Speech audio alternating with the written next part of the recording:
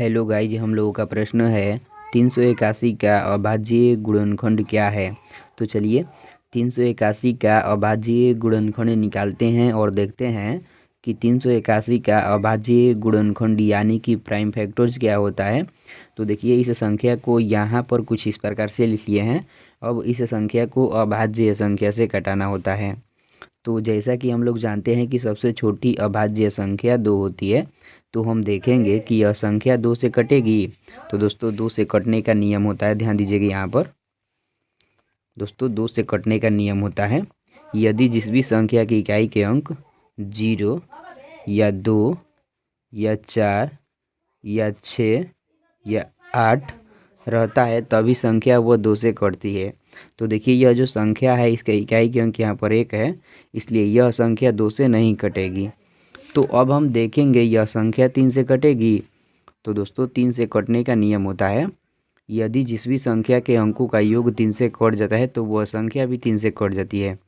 तो चलिए इस संख्या के अंकों को जोड़ते हैं और देखते हैं 3 से कटता है। तो देखिए इस 3 में इस 8 को जोड़ेंगे तो 11 होगा और 11 में इस 1 को जोड़ेंगे तो 12 होगा। तो 12 जो संख्या है वह 3 से कट जाती है, इसलिए 381 जो यह संख्या है यह भी 3 से कट जाएगी। तो चलिए इसको 3 से कटाते हैं।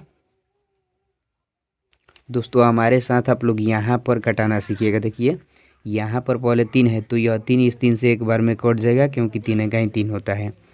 यहाँ पर 8 है तो देखिए 3 के पहाड़ में 8 नहीं आता है, इसलिए 8 से कम 2 बार में 6 ले जाएंगे और इस 8 में से इस 1 के पास 2 हासिल चला जाएगा तो यह 21 हो जाएगा।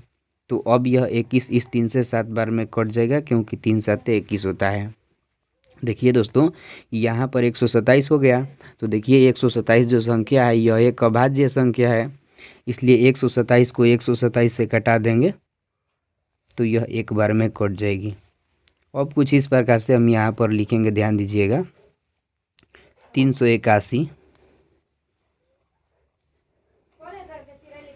बराबर, देखिए 381 जो यह संख्या एक बार 3 से कटा है और एक बार 127 से कटा है, तो इन दोनों को यहाँ पर गुणे के रूप में लिखेंगे 3 गुणे 127। तो दोस्तों जो यह आ गया ना 3 गुणे 127, यही इस 381 का अभाज्य गुणनखंड यानी कि प्राइम फैक्टर हो गया।